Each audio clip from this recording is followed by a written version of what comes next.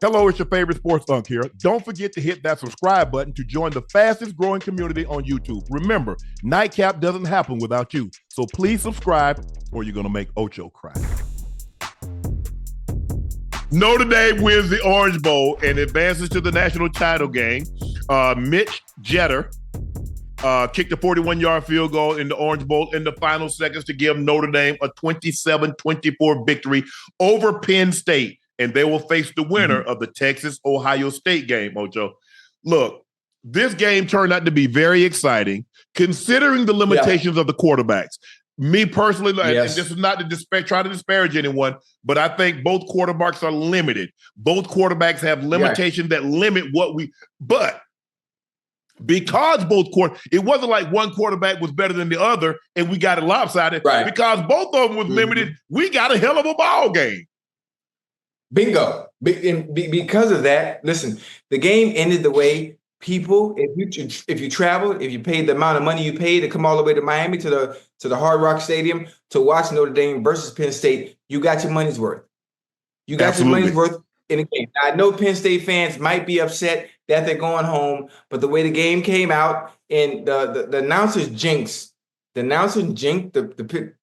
my goodness, the announcers jinxed the quarterback for Penn State towards the end of the game, because one of the first thing they said, as soon as they got the ball back, was he doesn't turn the ball over much, and he hasn't all season long. And what you think the first goddamn thing he does when he goes back to throw the ball? Interception. As soon as the interception happened, I said, you know what? That's it right there. Notre Dame just has to make a few plays, get a few yards, get in field goal range for, is it Mitch Jeter? Is that his name? Jeter. I mean, Carmelita Jeter spells her name the same way, but it says he said Jeter, like Derek Jeter. She says Jeter. So we'll go with Jeter. Let's go. Whatever. What did they say? Because I don't hear the sound. So what did they say? I can't remember. I remember the Mitch part. I remember the Mitch part. But I know one thing.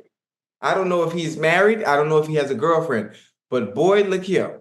After making a game-winning field goal like that, to take your school to the national championship, or anything you want in South Bend, where you never got to pay. Oh yeah, he good. You never have to pay for a thing again. And mind you, the Notre Dame kicking game was one of the worst in the. Is it FBS? Yes. Yeah, they weren't that great at it, despite the record. But congratulations to Notre Dame. Congratulations. What's God, it's one more person. Matter of fact, congratulations to Ryan Clark's son. I thought you were going to say Marcus Freeman, the head coach of Notre Dame. Oh, Marcus Freeman as well. Ryan Clark's son also played for Notre Dame. Congratulations to him as well. I'm excited. But I can tell you who they're going to have to play already. I can tell you that right now. Oh, Ohio State? Ohio State. Yeah, absolutely. Listen, as great as yours is, as great as Texas is, as good as that Texas defense is, they ain't finna be able to do nothing with the boys in Ohio State. Well, we know when Ohio State plays, if everybody plays their best, Ohio State's the best team. But it doesn't matter. Absolutely. Are you going to play your best when it matters? Because we saw them lose to Michigan on their home field when they were a 3-touchdown favorite. So anything can happen. Ocho, look, and this is why I tell people this. Riley Leonard turned the ball over twice. Aller turned the ball over once. Which turnover was more costly? The one. That's what I be trying to tell y'all. When y'all look at stats, oh, he threw for 5 touchdowns. Oh, he threw 400 yards, but he had a turnover late in the ball game. You see the difference? Right. You see the difference. One guy had 2. Yeah. The other guy had 1. But the guy that turned the ball over one time, his turnover was more costly than the guy that turned it over twice. And so that's why you watch the ball game and look at the ball game. I'm watching these, and I tweeted earlier. I said, bro, these quarterbacks leave a lot to be desired. I mean, they just sailing the ball. I'm like, damn. I'm like, whoo. But I thought Notre Dame got away from the run game early in the first half. They got away from the run game, Ocho. But if you see the way they started the second half, run, pass, run, touchdown. Let's get back to what we do. Listen, bro, y'all ain't got Cam Ward. Y'all don't have Shedeur Sanders. Those guys are not just drop back, throw the ball all over the field. They're not capable of that. And Aller, Lord have mercy. He talking about, well, I'm coming back to school. You should. As a matter of fact, you should ask, can you come back for 2 more years? And after next year, file for a medical red shirt so you can come back again. Because, boy, Ocho. I mean, they ran the ball 42 times for 204 yards. Great. You can live. Hey, I can live with that. Almost 5 yards a carry. Absolutely. On any day. But Ocho, it was a situation. I wish these guys could have met up for the national championship. So that way we was assured. It's kind of like Tony Dungy and Lovie Smith when they met in the Super Bowl. And one way, we were going to get a black coach as the first black coach as a Super Bowl champ. We were going to get that one way or another. I look at Marcus Freeman. Marcus Freeman looks like a guy that I would enjoy playing for. He looks like, obviously, he knows what the hell he's doing, but he has that passion. I see the passion in which he coach with. When his guys do something good, and even when they make a mistake, he's not browbeating them. He's not in their face. It's a teachable moment for him. He strikes me as a guy that I would really love to play for. Not that I say I wouldn't love to play for James Franklin, but he's a little bit more calm, a little bit more stoic. But I love the passion in which Marcus Freeman coaches with. Yeah, Marcus Freeman is the kind of coach that would resonate with the players a lot. You can tell they can relate to him, the passion, the aura, the energy that he has, the energy that he coaches with. He reminds me of a very, very young Pete Carroll. If you ever watch Pete Carroll on the sidelines, the way he interacts and he's energetic with the players as well. There are a few coaches that are like that in the NFL and at the collegiate level, but it's one of those that the players will love. And you know what? If you have to play for him, he's the type of coach you'll run through a wall for. Yes. That's exactly what you got tonight. And I think that's one of the reasons why Notre Dame are in the national championship, because it all starts not only from the top, but it starts from the coach first. It starts from the coach first, and it trickles into your players, your coaching staff, and everybody else. So, goddamn, congratulations to Notre Dame. They haven't won a national championship since the 50s? 88. 88? Oh, matter of fact, 88 was with Lou Holtz, Tony Rice. Yeah, but the goddamn that option, boy, huh? Yeah. Oh man. But it was a great ball game. Notre Dame. You know what I like the best is that and Brian Kelly about to catch a stray because he always does this. He always gets his team there and he leaves in the middle. He did it to Cincinnati. He took the Notre Dame job. Right. He did Notre Dame. He ended up taking the LSU job. Right. I would like to see him win it just for that fact. Brian Kelly, he did something that you couldn't do. Yeah. That's I'm petty. I'm petty like that, Ocho. But I like Marcus Freeman. He got the job. I think the president. I don't know if they have an athletic director, but I think the president, Jack Swarbrick. Hey, this is our guy. This is our guy. It wasn't all that old hullabaloo, make the man jump through hoops. He loved what he saw. He saw him on campus every day. He reinstituted where the guys, they go to mass before they go to the game, Ocho, and when they leave mass, they go directly to the stadium. You know who cut it out. I ain't going to call his name, Brian Kelly. He cut it out, but Marcus Freeman reinstituted it, and they have mass on the road and so forth and so on. But I really like Marcus Freeman. I've never met the man, but I'm just watching him on the sideline. I watch his mannerism. I was like, 18-year-old Shannon Sharpe could definitely go play for him. Absolutely. I love the passion. I love him, what he played, what he stands for, and how his players really, really, really, really like him. And it's like I said, it's not that I don't like James Franklin, because I like James Franklin. And had he not, I just hate the situation. I would like to see these guys in the national championship game, but unfortunately it worked out the way it did. Penn State had a really good season, but that quarterback is going to have to get exponentially better if they're going to get all the way to the top. If they want to go all the way, because your quarterback's going to have to make plays, Ocho. It just has to. And you see, Riley Leonard made a couple of throws late in the ball game. Allen didn't make enough. Yeah. Listen, it all comes down to his decision-making, coach. That's all. And he should have had 2 interceptions. They called that PI. That ball was so woefully underthrown, Ocho, in the end zone that Notre Dame picked. Yeah, but off the line. No, I ain't talking about that one. They called a PI on that one. I'm talking about when he was trying to hit his tight end, number 44, and it was underthrown, and dude intercepted it. Right.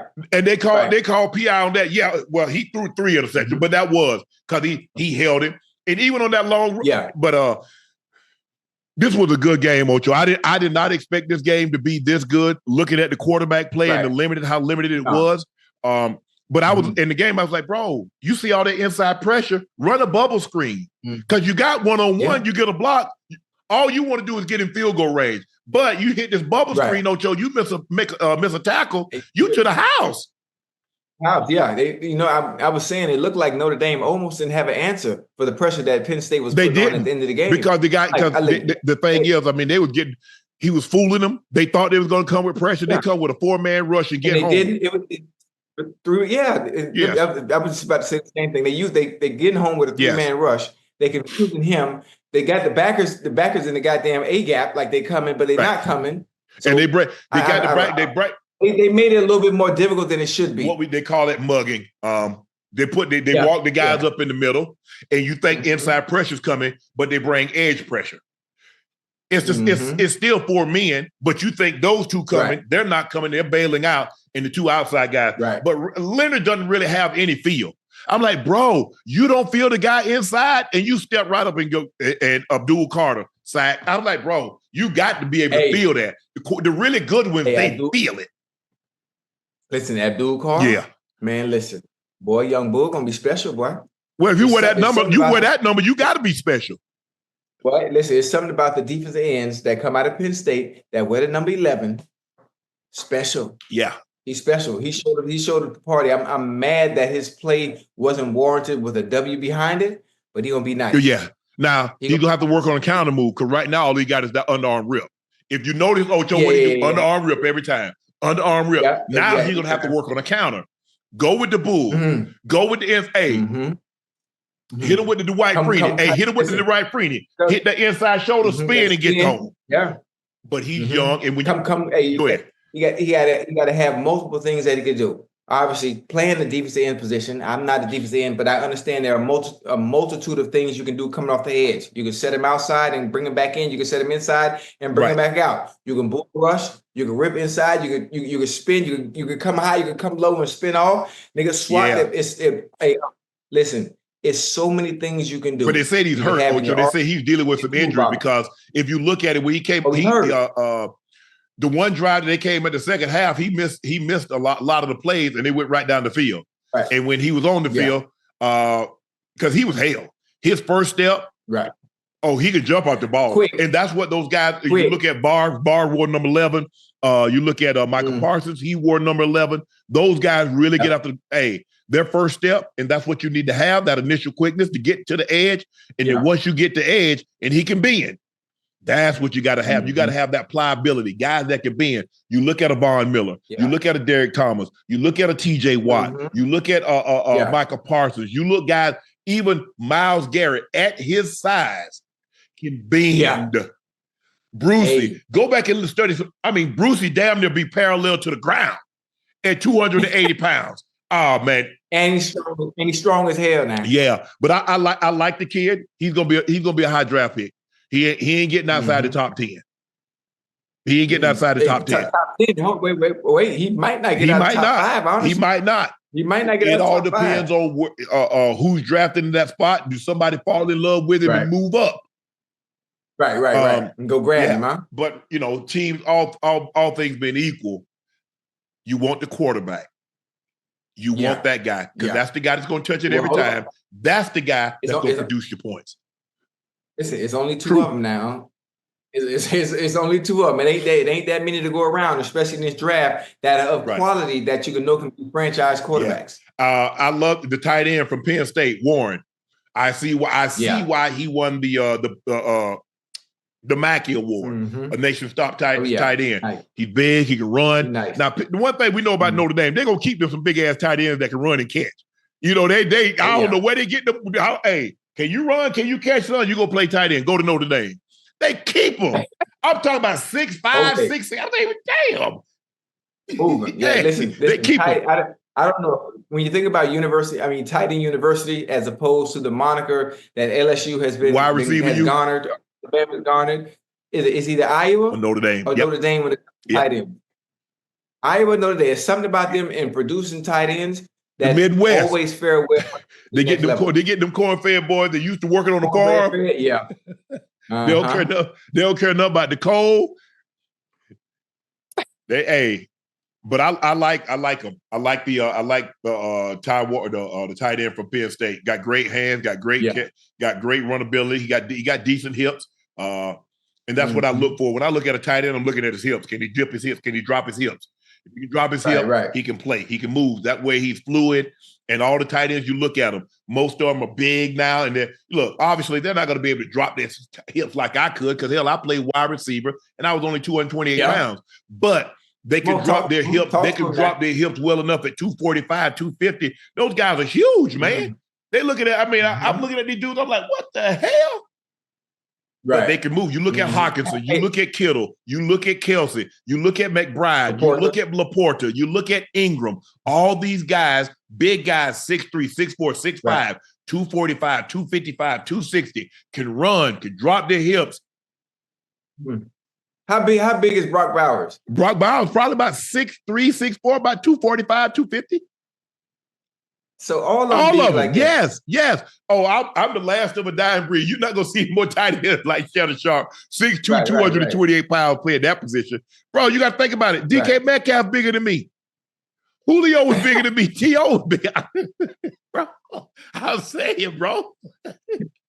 Hey, so I got a question. At your size, I'm gonna call you. I was. Yeah, I'm gonna call you. Play from the outside and outside. What did you do on running plays? How did they hide you? Oh, most of the time I was backside. Okay. Well, that gives it away for the defense every time. So if they know you're backside, they know. But see, that's what I want you to do. See, I want you to be worried about trying to get a chip on me to keep me from getting out on the play. Because back then, a lot of times, if you played a 7, you played a 9 or a 7, give him a chuck before we get off. We don't want him to free release to eat up our linebacker, eat up our safety. Well, you thinking about that? Now I done got inside and cut you off. Now TD hit the hole. All my job, my job wasn't to dominate and push you way 5 yards down the scrimmage. All I needed to do was get TD to the line of scrimmage. That's it. My job was complete. My job was complete. Okay. Now don't let the size fool you. Now I done tied a lot of them up in a package. Whoop whoop. God dang it! Hey, Ocho here. Hey. Get him off me. Yeah, I don't know. I done tied him up in a boat, Ocho. Get him off me, Rev. Get him off me. Yeah. But this was a good game, Ocho. Aller was 12 of 23 for 139 and 1 score. Notre Dame was dealing with the flu. I think they had an outbreak of the flu over the last couple of days that permeated the locker room, but they were able to overcome that. Congratulations to the Fighting Irish. 14-1, 1 win away from doing something they haven't done in 37 years. Win a national championship. Penn State, great season, finished 13-3, 1 win away from advancing to the national championship game, but it was not to be. The night belonged to the Irish of Notre Dame. Congratulations, Marcus Freeman and the men at Notre Dame as you move on 27-24 with a victory over Penn State.